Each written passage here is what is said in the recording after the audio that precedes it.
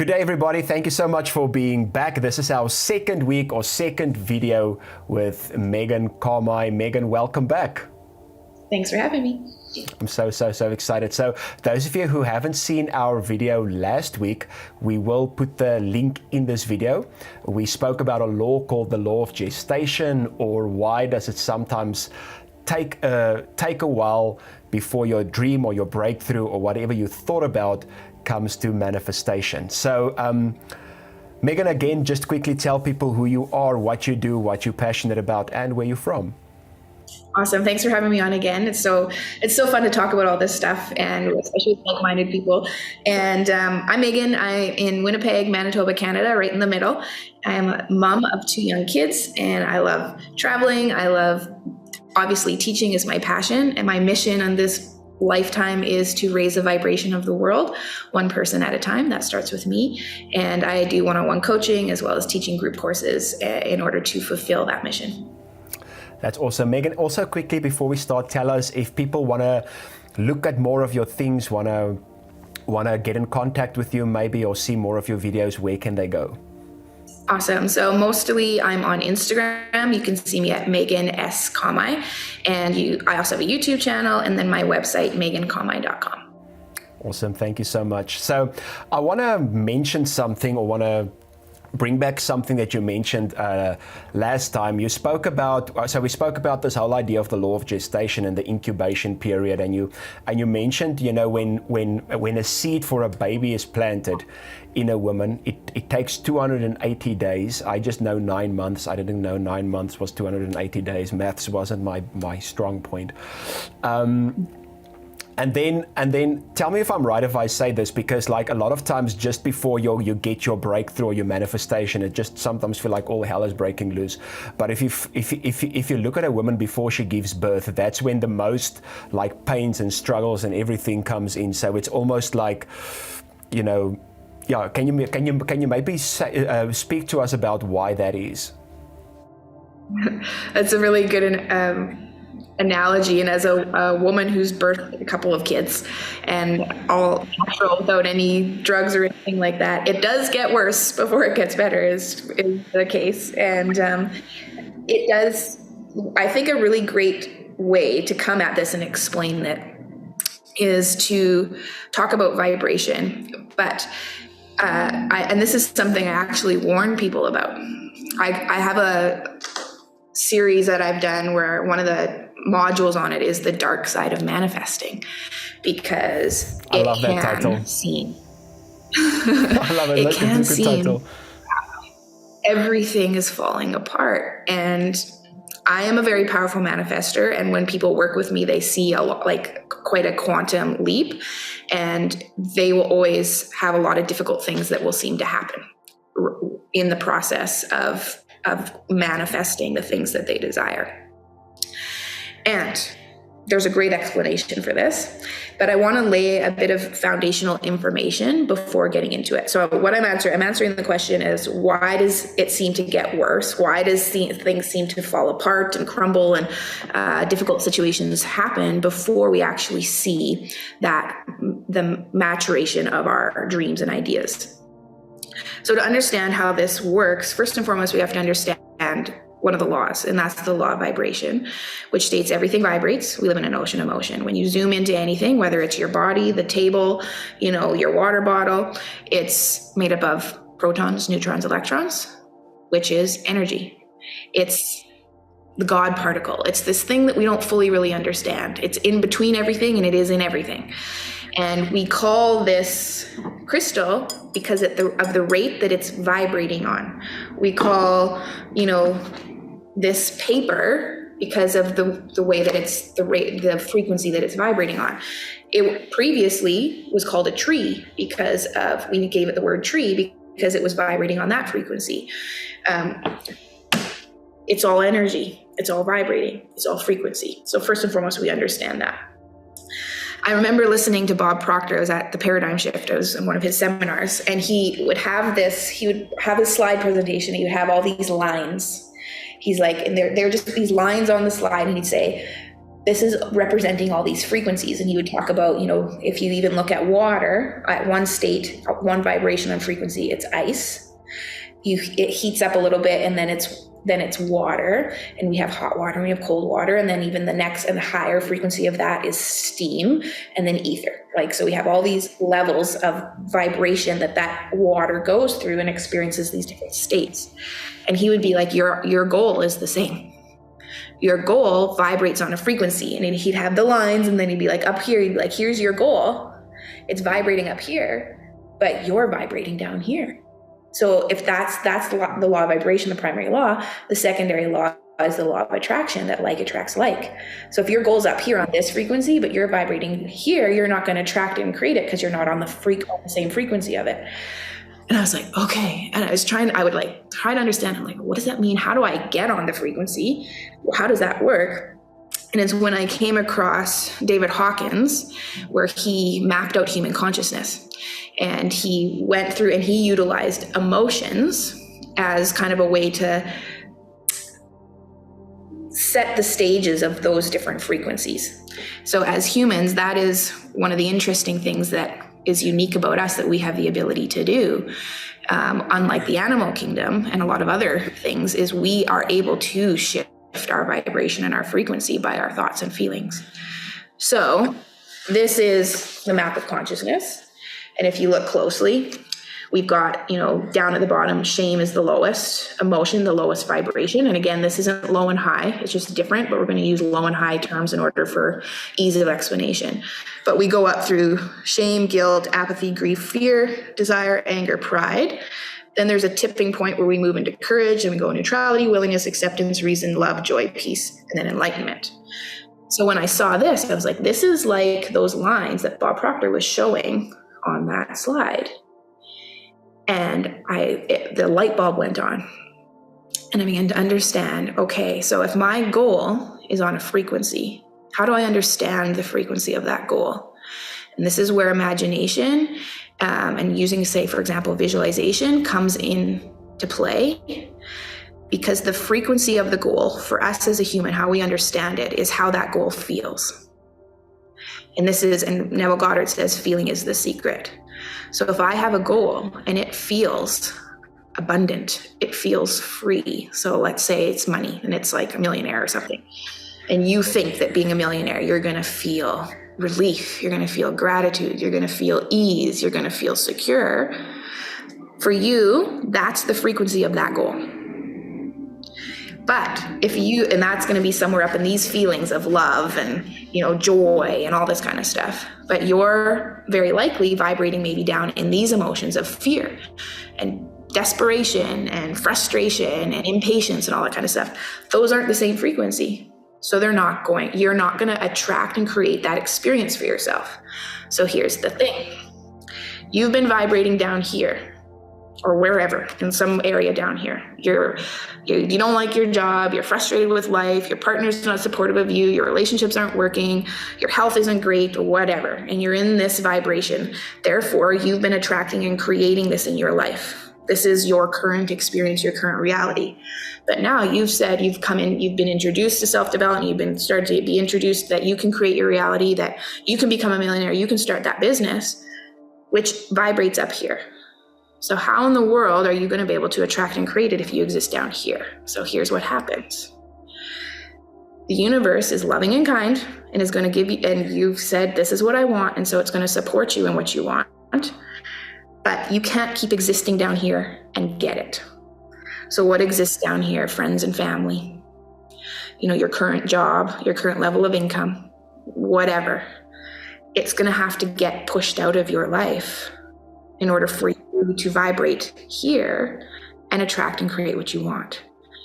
So if you're, as a specific example of how this can look like, if you feel like, if you're like, okay, I want to experience love in my life. I want to experience freedom and joy and happiness. Because maybe you're thinking of, that ideal partner or the money is going to give that to you. I'll tell you right now, the thing itself isn't going to give it to you, but that's another topic. You think it will. So that's what you're. It is important. It's a very important thing to know, because, otherwise, and this is also, I do think I want to just mention this, is when we want something, we have to like want it from a place of contentment. We shouldn't want it from a place of emptiness, because as soon as we get it, we are going to feel like, wow, I'm still empty. When I got the money or the partner or the opportunity or the business, I'm still empty on the inside. So I do think it's important just to like mention that so that people will know. Yeah. So even for example, when I work with someone, they're like, I have a money goal of whatever, $100,000 a month. I will always, first and foremost, I try to get a goal out of someone. If I can't get a goal or what they want out of someone, I won't work with them. Because what we need to know what we want. But the reason I need to know it is because we need to be able to unpack it, because what they're after, the reason that they want the thing is because of the feeling. We are all after a feeling, but we think that thing is going to give us the feeling. That's just part of the journey of our evolving as a human. So we get that idea. What I want to know then I'm like, what I'm interested in is, how does it feel to have that thing? Then I know the feeling that the person is after. And then now we work on feeling that now. And you don't set the goal to get the goal. You set the goal for who you become in the process of achieving it. So and then the interesting thing is you actually begin doing the work required to manifest that goal. And I'll tell you right now, by the time the goal manifests, you actually don't even care that much, because you thought the goal would give you the happiness. In order to attract the goal, you have to do the work to be happy now. And now you're happy. The goals, and then all the things, they come, and sure, you make the money and you attract the part and you have all these things, but you are happy and content and in love and all those sort of things without that stuff. And that's the true gift. That's the reason we do any of this kind of stuff. And as we begin to understand that, a lot of the goals that we set and the things that we think we want start to kind of fade away, because, I actually don't care if I have a Bugatti. I just want to feel powerful. And feeling that powerful, it's a state of mind. It's not by acquiring possessions or anything like that. So, for just to finish off that one thing, for example, when you say you want this abundance and that freedom and whatever, but you have a lot of friends, you're in a friend group, for example, that's very negative. They're like, grumpy, they're focused on all the things that are wrong in the world and the bad economy and all this kind of thing. They're your current friend group. And then what might happen is a fight will happen, a big explosion in the group, and they'll get mad at you and your friendship will fall apart. And in the moment, you're like, this is so terrible. I'm losing all my friends. Why is this happening? And it feels not good in the moment. But the version of you, that part of you, the real you that's experiencing love and freedom and joy, it's not in harmony with that kind of people. And the kind of relationships you said you want to experience is not that thing. So in our small-mindedness in that moment, we're like, everything's falling apart. No, you're getting what you've asked for. You want to experience love and joy. That's not it. So it's falling apart. It's like crumbling. It looks like things are getting worse, but it's actually for your highest good. You are actually getting what you asked for. So it's so important. And when we talked about the law of gestation, this happens during that time period, that you hold the faith, that you keep in nurturing that dream, that thought idea that you have, and that you take the position of witness and you can observe, it's so interesting that this relationship is dissolving. And then you trust the process that is required for the manifestation of what you said that you want. And it is actually for your highest good. And then we become more detached towards everything happening in a certain way that we think it should, and rather trust God, universe, source energy, has the bigger picture, and that we get to surrender to the current of life and go with the flow as those things happen. It'll be a lot easier process if we do that. I'm thinking about something now, and this is actually something a preacher once said, and I wanna hear what you think about this. I don't know if you know the story of Joseph, but he had this vision and he had this dream that he's going to become the second most powerful person in Egypt, which he eventually did. And he told the story to his brothers, and his brothers then sold him into slavery. And he went, he went to a pit, and then into slavery, and then he went to prison, and all of these things happened to him before he actually became what he visualized. Now, I heard a preacher once said that, and this was long ago, that you shouldn't tell your visions to everybody, because look at what happened to Joseph. And at that time I was like, okay, yeah, that makes sense. Don't tell it to everybody, because look at what happened to Joseph. But as I grew older and as I learned these things, I'm like, but it had to happen to Joseph, right? It was necessary for Joseph to go through that to eventually. So I wanted to hear your thoughts on that. Do you tell people like, this is what you believe for, this is what you're trusting for, or you kind of keep it a secret? I would say I choose my close inner circle very wisely. And I don't tell what I'm doing to the majority of people, because the majority of people, they don't know. They don't know what's going on. They don't know how things work. They're clueless. We are in the zombie apocalypse. People are numb from the neck up. And it's a waste of energy and time anyways to engage with this level of thinking. And there's unconditional love for everyone, but there is, in terms of our ability to hold our frequency, vibrational state, I would advise accordingly depending on the person. So when people are early into the manifestation thing, and then they have their dream and they're like, I want to do this thing. They're like a baby, and they're very fragile. For those people, I'm like, do not tell your dreams and what you're doing to your family.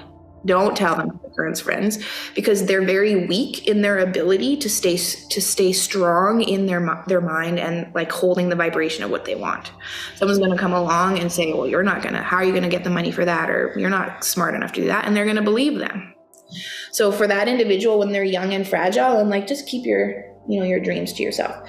Once we get, because what happens when we're new and fragile in this is like, you can walk into a room and say everybody's negative in that room, and you are in a really good mood, and you walk into that room and everybody's negative, and it will bring down your vibration. You'll start to feel negative and bad too.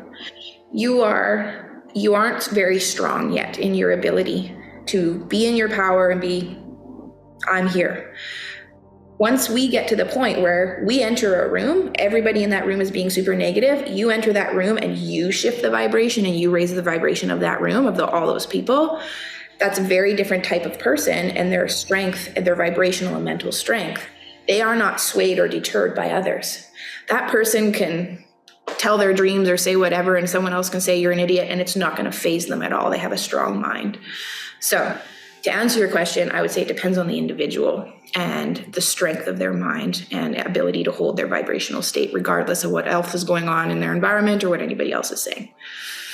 But in the process, yes. And like with Joseph, we go through these things and these struggles in our lifetime, and that is required for us to become the person. You can't just be a willy-nilly, like fragile little person and be the second most powerful person. It's not going to work. So this is another thing too, why it gets worse before it gets better. When you set the goal, and it's a big goal, you are going to go through some stuff. You're going to go through some challenges to build your vibrational strength to sustain the goal. A good example of this is bamboo. So there's certain types of bamboo that you plant that seed and you're not going to see anything grow above the ground for 10 years. Because the root system is being established underground. You're not going to see the fruits of that. You have to keep watering it. You have to keep having the faith for 10 years. And then all of a sudden, around the 10-year period, within about a few months, that bamboo just shoots up super high. And we just see the fruit of that seed. And the winds will come along and that bamboo will bend and go back and forth, but it will never be uprooted because the roots are so strong.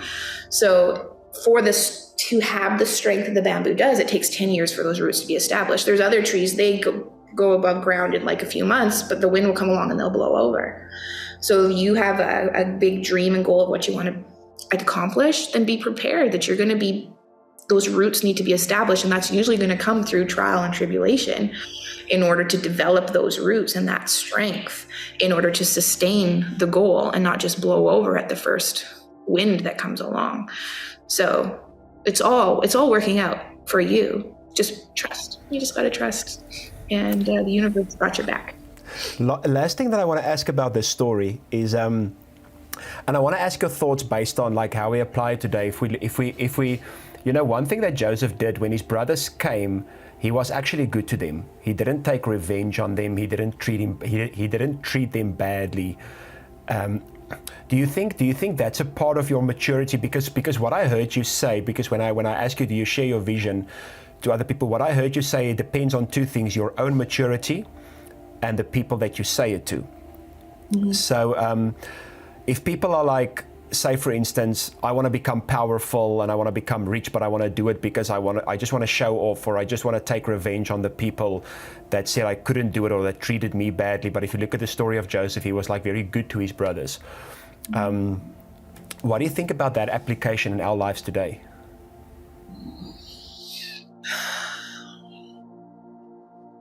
Okay. In terms of the story with Joseph, I would say there are people that go out and seek goals and things not for the good of everyone, for their own advantage. And we do see people achieve those goals, even though from our perspective, it might not seem like it's for the good of all. But when we really look at a lot of the very powerful people that have done a lot of good in the world, there is a different energy with that, and a different experience and a different response from people. These individuals are honored. These individuals are remembered. Jesus, Gandhi, Buddha, whoever. And so I believe that for the person that sets the intention for good of all,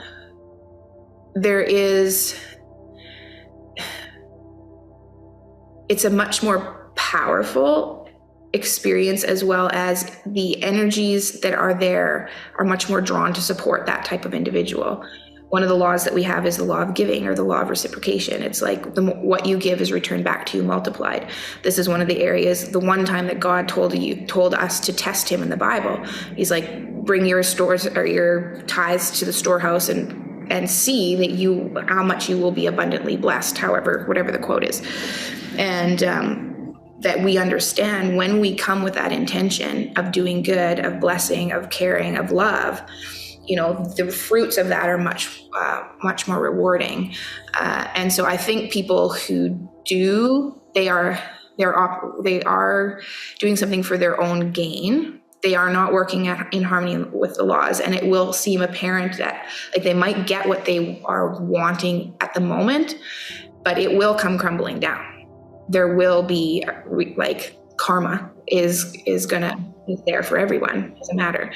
And we do see that a lot too, if you pay attention to the media, which I don't anymore, where individuals, have gotten things for themselves in maybe not the most honest way, and a lot of times they're facing the repercussions of that, and it might not even be what you see. It can be self-loathing, hatred, the turmoil within.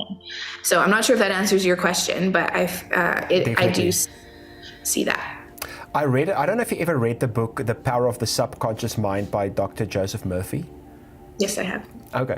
So there was a part in the book that he actually spoke about this, and he said, and he spoke about, one of the, I can call it laws or principles or something that he referred to as is to be good to humanity, or use whatever you have to be good to humanity. And I think one of the things that I decided to do is, even if you don't have that abundance that you want, or that you believe for, or that you have faith for right now, but to still be a giver and to still be good to humanity, and not be like, one day when I get it, I'm going to give something, and one day when I get it, I'm going to be good to humanity, because then you also put your subconscious back in that place of, I don't have it yet.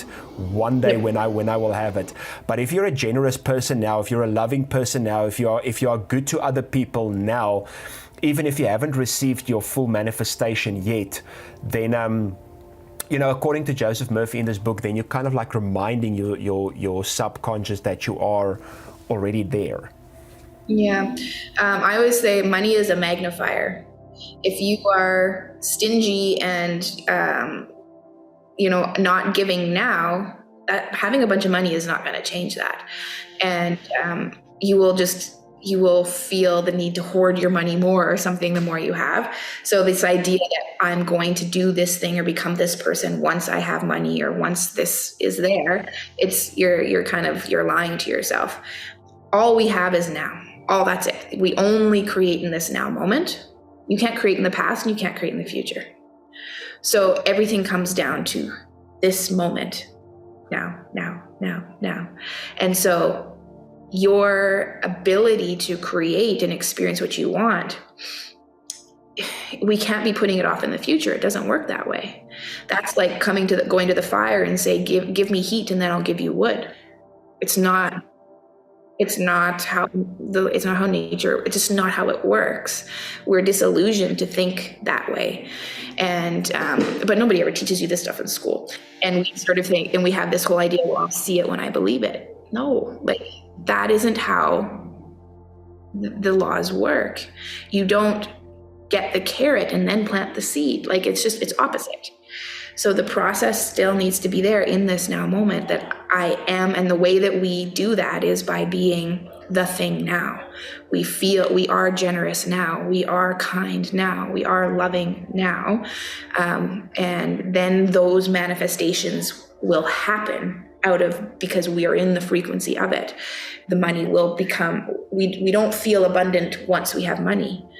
We feel abundant and then the money comes because that's the frequency of having a bunch of money, is the abundance frequency. And then the thing is, you feel abundant, you're going to get lots of money, but you're also going to get lots of beautiful experiences and lots of, wonderful, beautiful people in your life. You're abundant in all areas. How you do anything is how you do everything. So the benefits filter into every area of life. But it's not how it works, that you are going to get the thing and then feel good. It's the other way around. There are so many things you are saying today. Like, I'm going to watch this again and just take some notes. And there are so many things you're just saying that just blows my mind. So I want to ask two final things, your thoughts on. The first thing, and this is something that I literally just thought about now. You said, a lot of times, things fall apart just before you get your manifestation or your breakthrough because, some things has to get out of your life. Can a person kind of bypass that by just you get rid of the friends that you shouldn't have, you get rid of the job that you shouldn't have, or not? I don't know if bypass, I would say yes. There's a couple of ways you can bypass it, but that's going to take I would say a remarkable person, which I don't necessarily think happens until you go through a bunch of the challenges to become that remarkable. So it's like, can you run a marathon without training and going through the difficulty of it? Yes, it's possible to tune your mind into the strength and ability to do that. But for most people are going to need to go through the training and building up in order to get to that point. So a couple of ways that you could essentially, let's just say, I'm not going to say bypass, but let's say ease the process. Is you can make some of those decisions and be like, okay, and have the wisdom and the discernment to know that this is not good for me. For example, if you're 100 pounds overweight and you want to be strong, lean, and fit, the smart thing to do, or wise thing, would be to stop eating at McDonald's every day and to get out there and do some exercise and all that kind of stuff. And you make those decisions, and it will be a more enjoyable process, a more, let's say, mentally easy process for you. Because what happens for some people is they are 100 pounds overweight and they have all these unhealthy habits. They want to be strong, lean, and fit, and they're not taking the action towards it. They're not living in harmony with that, what they said that they want, so they'll get a disease. They'll get a sickness that will then force them. Sometimes people don't take action until they get a cancer diagnosis, and then they'll be like, okay, to save my life, I'm going to eat healthy and everything like that. Would have been nice if they would have just started eating healthy before, and then they wouldn't have had to go through cancer. But they're being, sometimes, again, that push seems to need to be there because to give us what we said that we want. So yes, making some smart and good decisions, we can make the process a bit easier. The other way to do this, to lessen the challenges of going through some of these difficult situations, is to learn how to be the witness and the observer.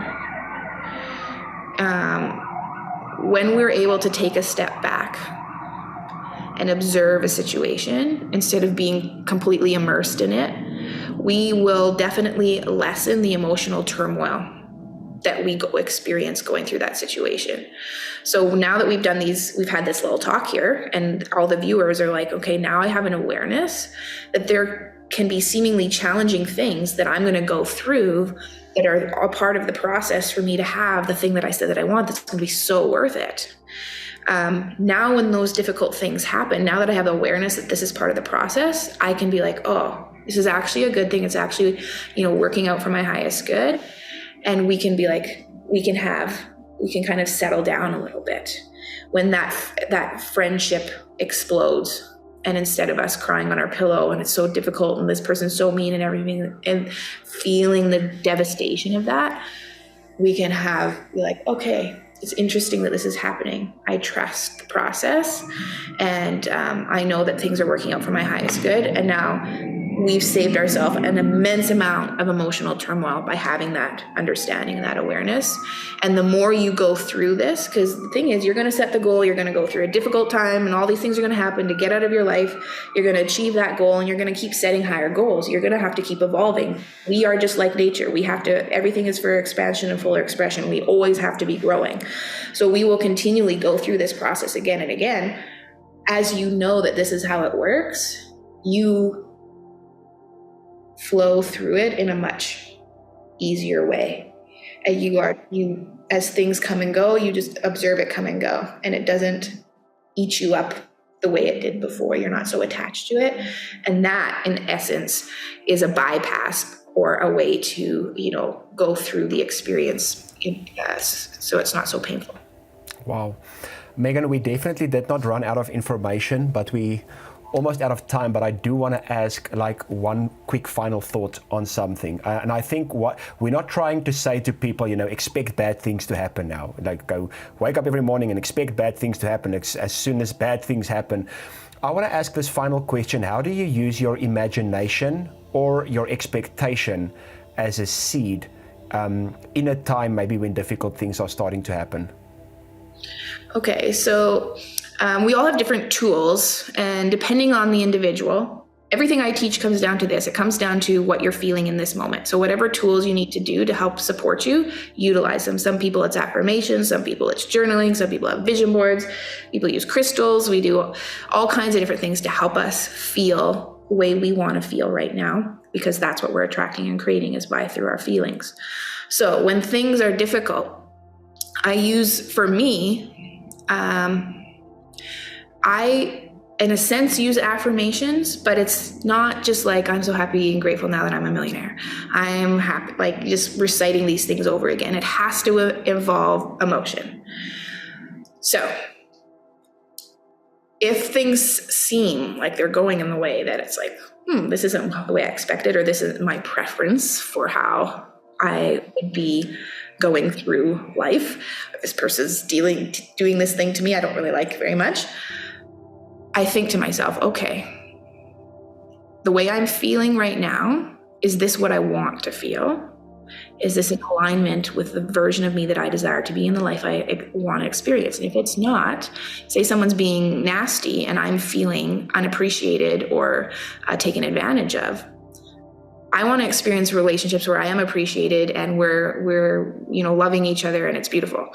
So if I had that, I wouldn't be feeling this way of feeling unappreciated and attacked or anything like that. So in that moment, I'll be like, I'll use the power of my mind to shift my focus onto whatever I need to. It could be another relationship, it could be a situation, or it could just be my imagination of what the feeling is of what it is that I desire.